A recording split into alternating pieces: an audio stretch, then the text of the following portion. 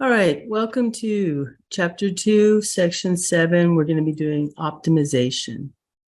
So in theory and application, we often want to maximize or minimize some quantity. An engineer may want to maximize the speed of a new computer or minimize the heat produced by an appliance. A manufacturer may want to maximize profit and market share or minimize waste. A student may want to maximize a grade in calculus or minimize the hours of study needed to earn a particular degree. So local maxima and minima. Before we examine how calculus can help us find maximums and minimums, we need to define the concepts we will develop and use. So let's look at the definition. Let me make this a little bigger. Okay, so F has a local minimum at A if, so let's, when you want to read definitions, the best thing to do is really kind of draw it out. So let's draw a graph. And so if we have a local maximum at A, if f of A is greater than f of x for all x near A. So what that really means is, let's say we have an A here. F of A is greater than all the f of x's around it. So it would look something like this, because it says near A. We can see that that gives us a local maximum. So the reason we call it a local maximum is because we're just talking about a certain region. We're talking about things near A.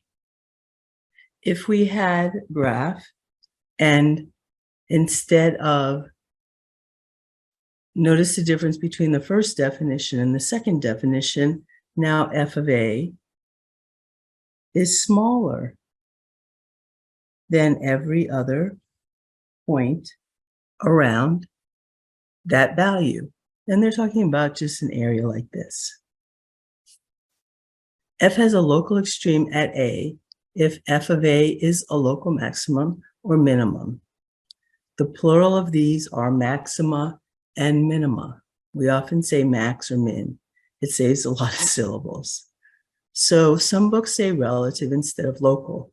The process of finding maximum or minimum is called optimization. And that's what we're going to be working on today. A point is a local max or min if it is higher or lower than all the nearby points. These points come from the shape of the graph. Now we have some other definition, and it's called a global maximum. What a global maximum is that at A, if f of A is greater than every other f of x for all the values in the function. So notice, let's just talk about it instead of reading.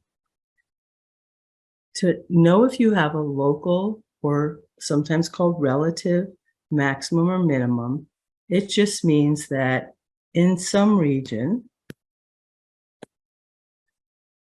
like for example here, that's a local minimum. This is a local minimum. This is a local minimum. But also, not only is it local, it's global because it is the lowest point or the smallest point on the graph. So it is the minimum value. If we look at maximums, this is a local maximum. This is a local maximum. If you have a local maximum, it means that you know what comes before it and what comes after it. So endpoints don't count. We're only talking about things that we can see start somewhere close by and end somewhere close by. These are local max and mins. The global maximum or global minimum is the highest and lowest point on the graph. For example, this is the highest point and this is the lowest point. That's why they're global max and mins. So example 1, the table shows the annual calculus enrollments at a large university. Which years had local maximum or minimum calculus enrollments? Okay, so I'm just going to go straight underneath. Let's say this is 1257, 1324, still going up, 1378, up, coming back down, 1336, 1389 goes back up, and it's actually the highest point so far. 1450 is higher, 1523 is higher, 1582 is higher, 1567 will be coming down, 1545 still coming down, and 1571, we're about there. And none of this is to scale. It's just giving me a kind of a shape. And I can even connect the dots here. Let's say I connect the dots.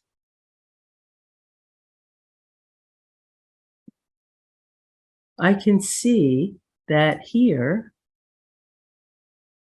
at this point, I have a local minimum. And I can see right here, I have a local maximum. Also here, I have a local minimum. Okay? These are all local because they're the highest and lowest points in this area.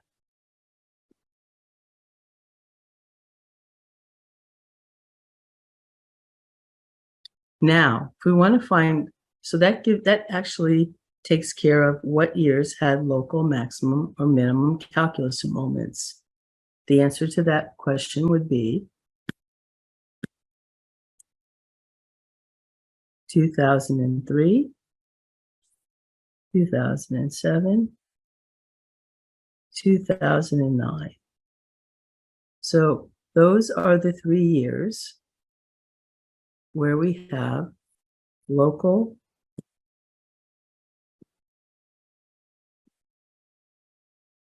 maximums. The only one we have local maximum is 2007. Local minimum. Local minimum we have in 2003 and 2009.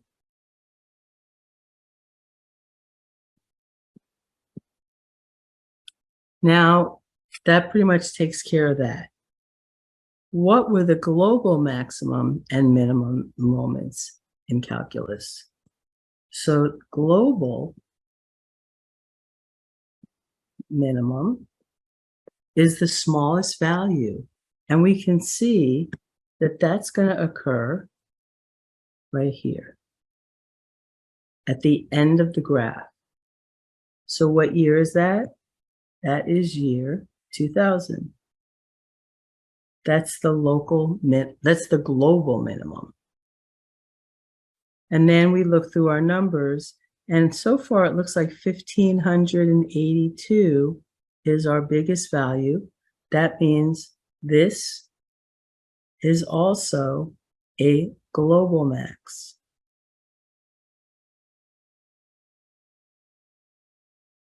This is our global min. It means in the whole graph, they're the largest and smallest values. So the global maximum occurs in 2007. So points can be both local and global maximum or minimums. Okay, so finding maxima and minimum of a function. What must the tangent line look like at a local max or min? Well, we can see that this would be a local min at A, and it's horizontal. Maximum, local maximum at C, local maximum at F, local minimum at H. All of them have horizontal tangent lines.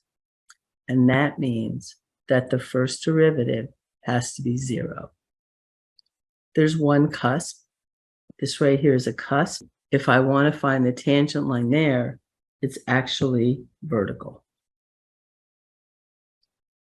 And when things are vertical, remember the first derivative, which is the slope of that line, is undefined.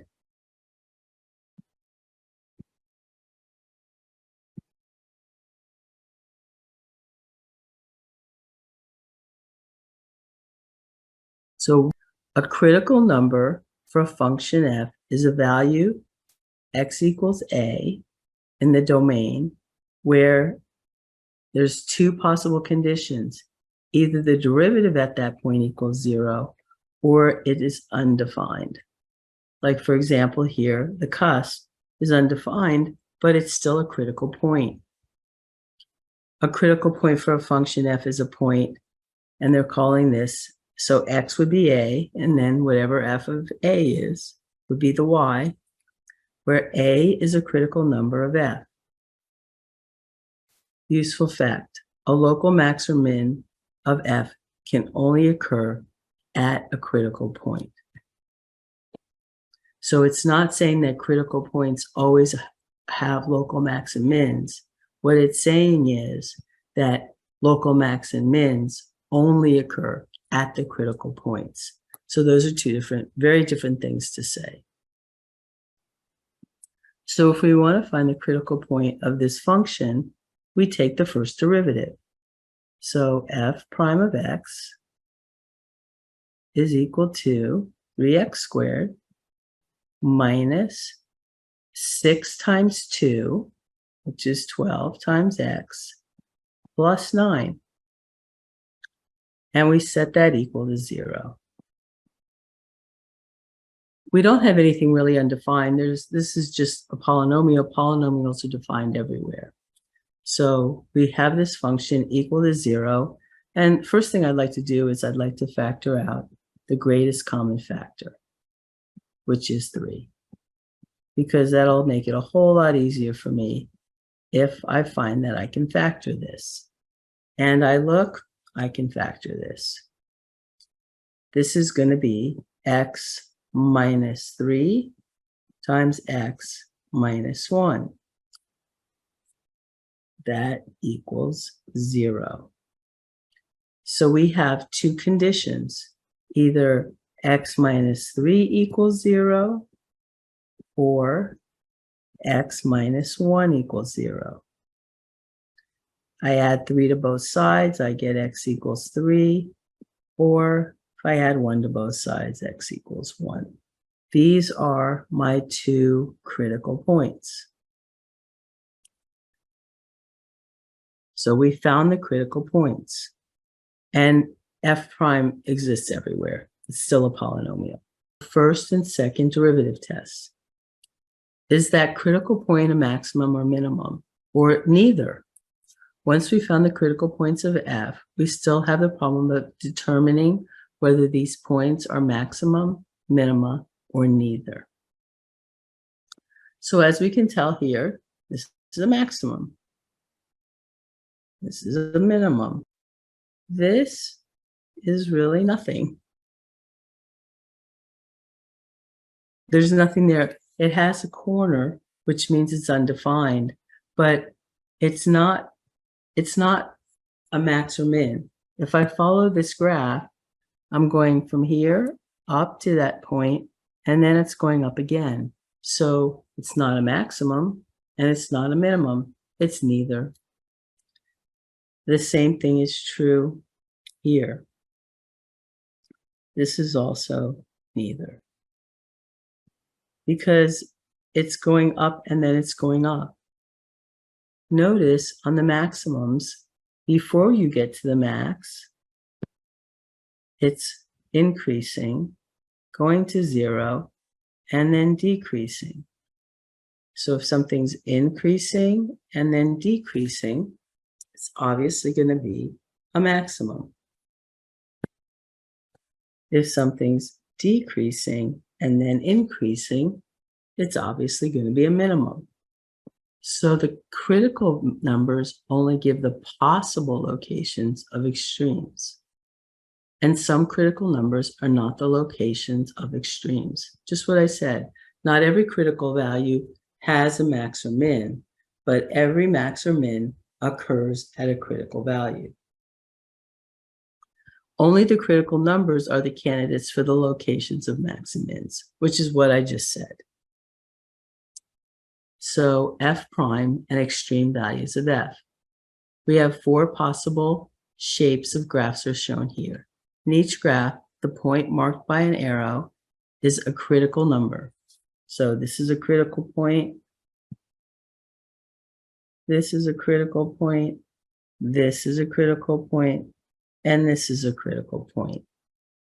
What that means is the first derivative is 0. But we want to also figure out is what's happening before and after that critical point. Notice here, my slope is positive, which is what this says.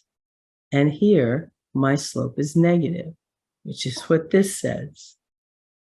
And so if you go from positive to negative, you're going to have a maximum value.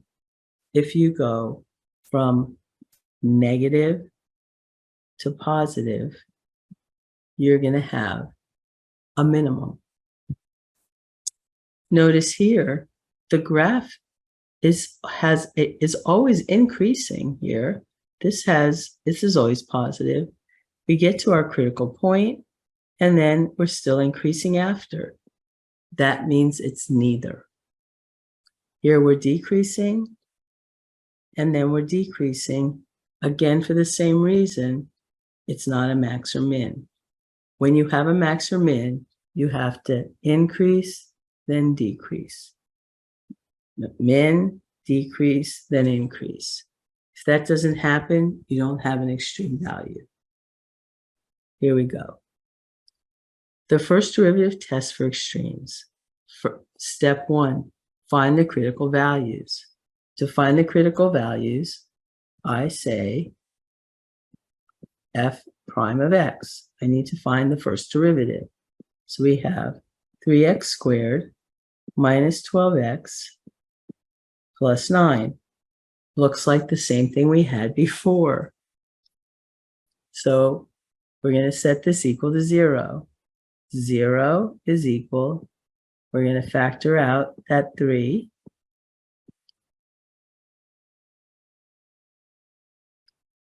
And say this equals 3 times x minus 3 times x minus 1. And that equals 0, which gives me my critical points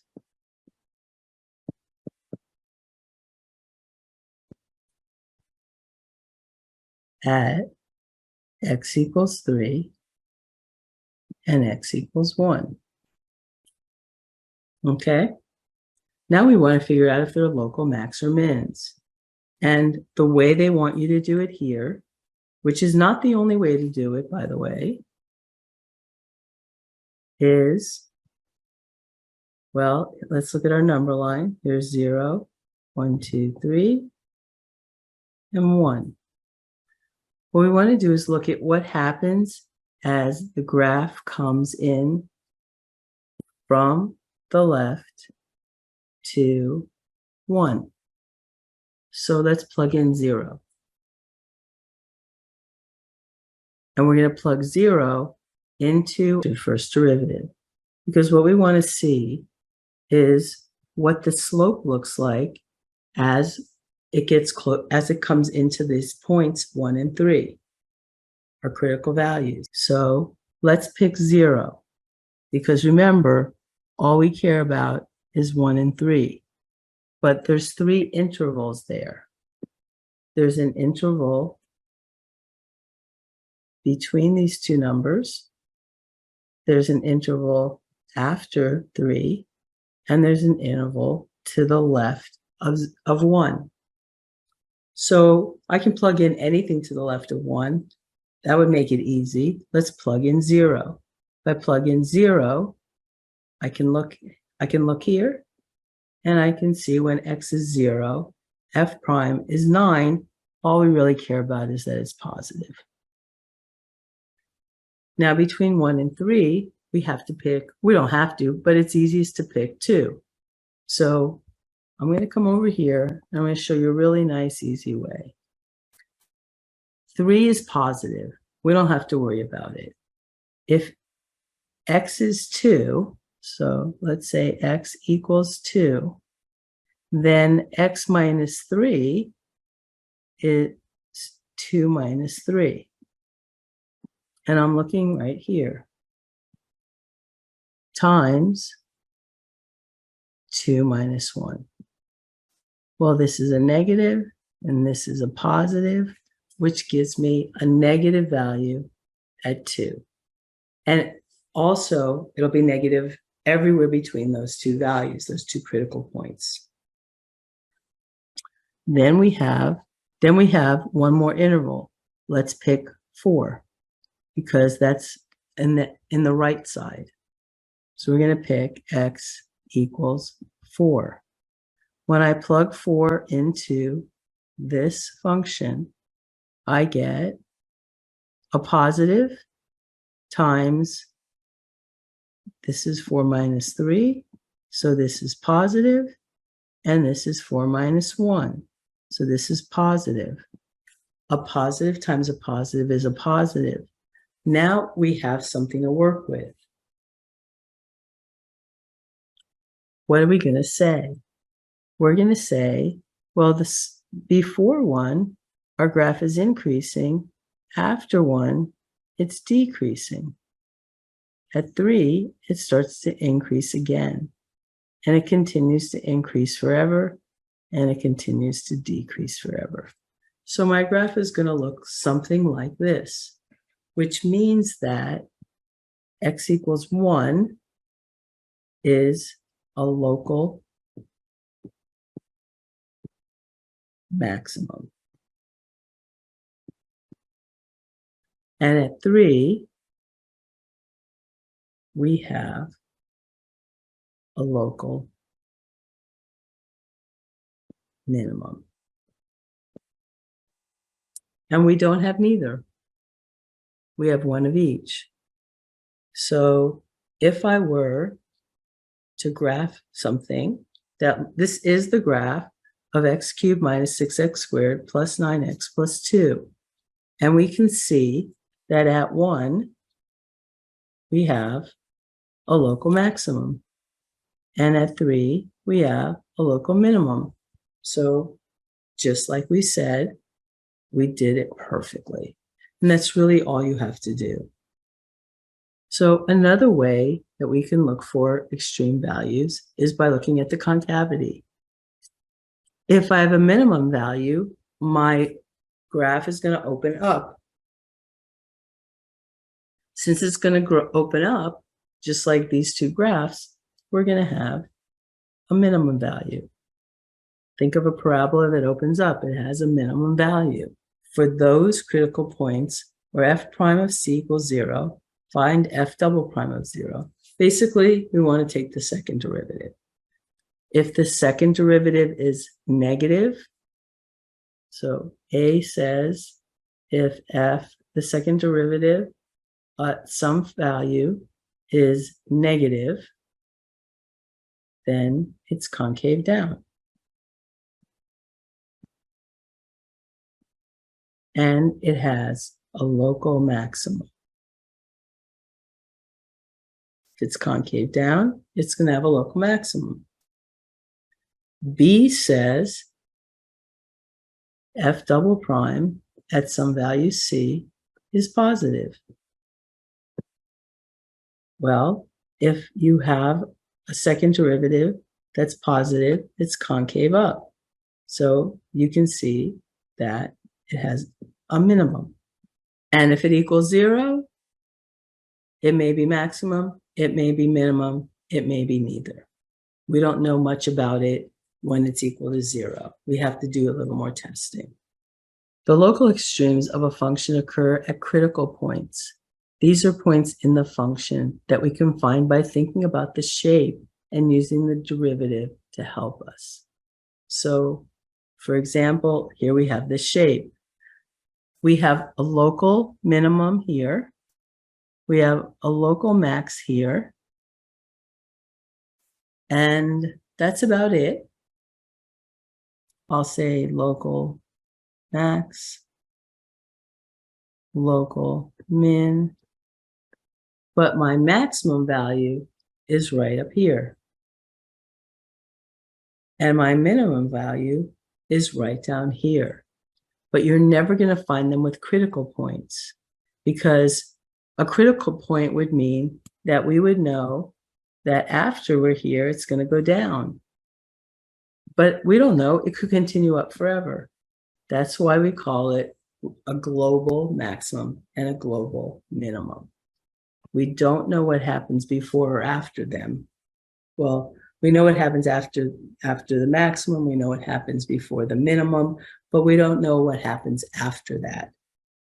So it's the smallest point on the graph, and it's the biggest point on the graph. And when I say smallest and biggest, I'm talking about y values. These endpoint extremes are not related to the shape of the function. They have to do with the interval, the window through which we're viewing the function. Like if we were to just say, cut the graph at this point, well, now that no longer exists. So it's just, that's a global maximum at an endpoint just because of where we set our interval. That's the only reason. We don't know what's happening before or after those. So another example, f of x is equal to 2x to the third minus 15x squared plus 24x minus 7. Oh, they're being nice to us. They're telling us where our critical values are. And it says use the second derivative test for extremes to determine whether f of 1 and f of 4 are maximum or minimum values, or they could be neither.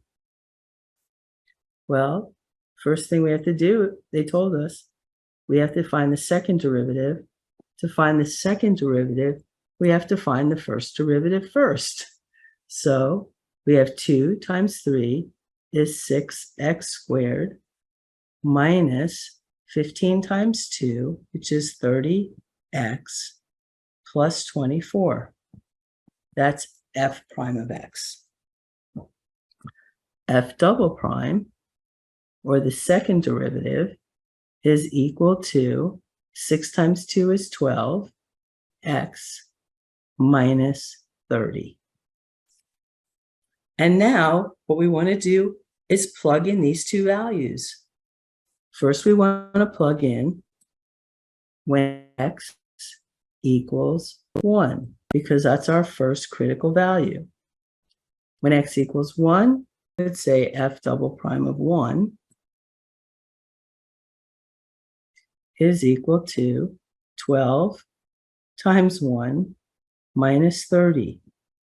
I don't really care what 12 times 1 minus 30 is, but what I do care is that it's less than 0, so it's negative. Since it's negative, it opens down. Because it opens down, we have concave down. Okay, if it's concave down, let's draw a picture. Well, that's a maximum value. That means x equals 1 is a maximum. If I have x equals 4, that's the second critical number they gave me. So let's find f double prime of 4, which equals 12 times 4 minus 30. This is 48 minus 30, which is definitely greater than 0. So we have positive, concave, up. If something is concave up, it looks like that, and we have a minimum value. So this is our local min.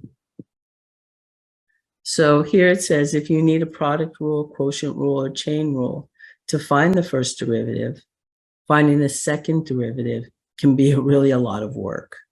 So also, even if the second derivative is easy, the second derivative test doesn't always give an answer. The first derivative test will always give you an answer. So just leave it at finding the first derivative and use the previous method, where you look at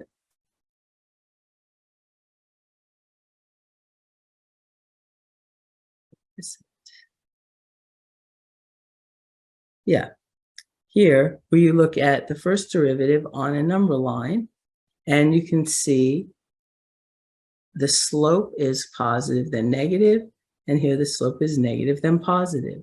So don't stress out about taking the second derivative if the first derivative was hard to do. Now, global maximum and mins. In applications, we often want to find the global extreme. Knowing that a critical point is a local extreme is not enough. For example, if we want to find the greatest profit, we want to make the absolute greatest profit of all. How do we find the global max or global minimum? Well, we find them by finding our critical points, as always, but we also have to check our endpoints. So the local extremes of a function occur at critical points. That's what we know. That's only local, or sometimes called relative. These are points in the function that we can find by thinking about the shape and using the derivative to help us. But if we're looking at a function on a closed interval, what that means is we have some specific window that we're looking at between this point and this point. Then we have endpoints, and those endpoints could be the global maximum and global minimum. So we have to go find the end and plug in that value as well to see what, if that gives us a bigger number than we get from all the other positions. Okay, so here we are at example 6, and it says find the global max and min of this function between these two endpoints. So what do? Well, first, we take the first derivative and we find our critical values. We get 3x squared minus 6x minus 9. We remember we have to set this equal to 0. And what do we find? 3. First, we're factoring out our 3. Seems like this is the same function over and over, but maybe not. No, that's not.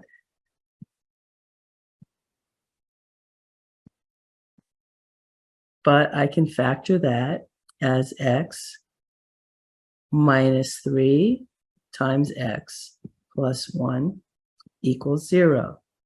We have nothing that's undefined, but we do have critical values.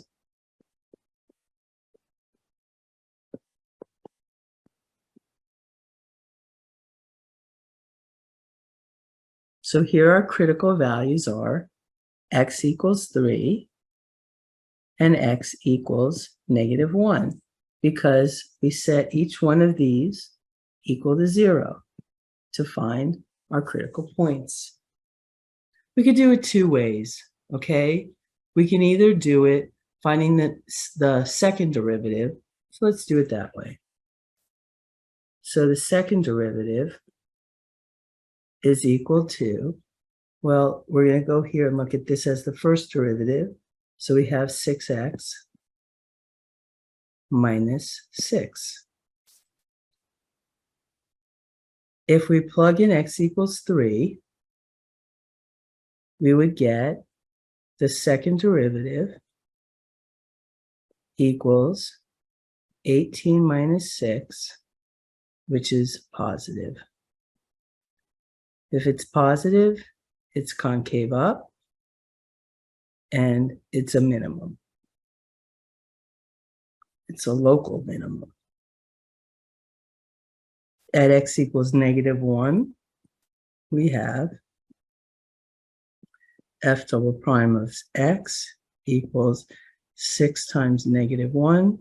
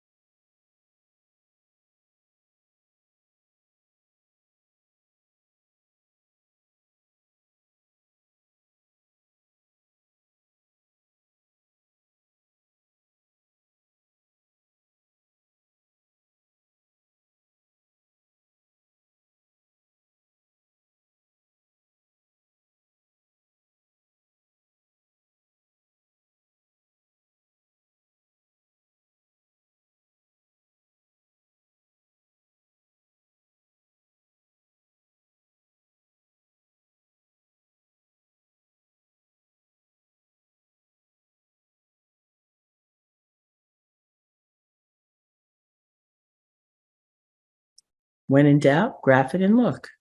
If you're trying to find a global max or min on an open interval or the whole real line, and there's more than one critical value, then you need to look at the graph to decide whether there is a global max or min. Be sure that all your critical points show in your graph and that you go a little beyond. That will tell you what you want to know. So we have a new function. We're going to look at example 7. So we say, here it's telling us we previously found that 1, 6 is a local maximum and 3, 2 is a local minimum. This is not a closed interval, and there are 2 critical points, so we must turn to the graph of the function to find global max and mins. So what do we know? We know we have a local max at 1, 6. We know we have a local min at 3, 2. Okay. We're not on a closed interval. We have these 2 critical points. So let's find our y-intercept. Let me make these red. So our y-intercept happens when x equals 0. When x equals 0, we can see that it's going to go through 2. But 3, 2 is a local minimum. So that means it's going to come up to our maximum, go down to our minimum, and we know if it's local, that means it's going to go up again. And on the left side, we have no more local mins or maxes, so it can't turn up. That would give me another local minimum. There's only 2 critical points, which means this graph is going to come down like this. If we want to find the global maximum or minimum, we found the locals. Well, we can see that it's not this is not a global maximum because this function is going to continue to rise. And this is not a global minimum because this function is going to begin to fall. So if I say that, but we don't have a global maximum or global minimum.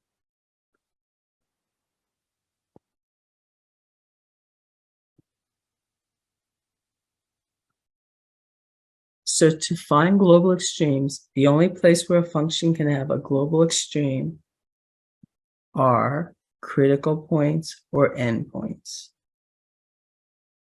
If the function has only one critical point, we said this a little bit ago, it's a local extreme, then it is also a global extreme. If there are endpoints, find the global extremes by comparing y values at all the critical points and at the endpoints. That's what we just did. When in doubt, graph the function to be sure, which is again what we just did. Thank you for listening.